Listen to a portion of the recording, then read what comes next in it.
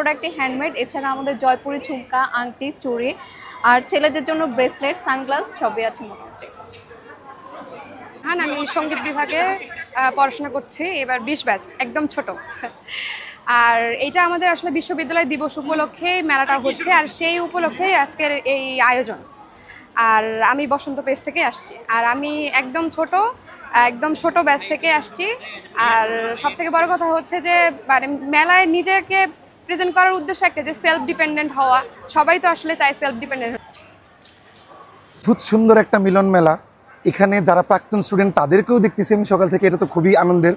আর মেলার জন্য আরও বেশি মানুষ আসছে, স্পেশালি রমণীদের উপচে পড়া ভিড়, যে ইউনিক জিনিস পাবো এবং কম দামে পাবো, এটা তাদের বিশ্বাস। তো দেখে ভালো লাগছে। মোটামুটি ভালোই ভাবছিলাম, যেহেতু স্বল্প পরিসরে হচ্ছে, ভেবেছিলাম যে মানুষজন একটু কম আসবে বা মেয়েদের আনাগোনা একটু কম থাকবে, যেহেতু অনেকেই দূর দূরান্ত থেকে আসে।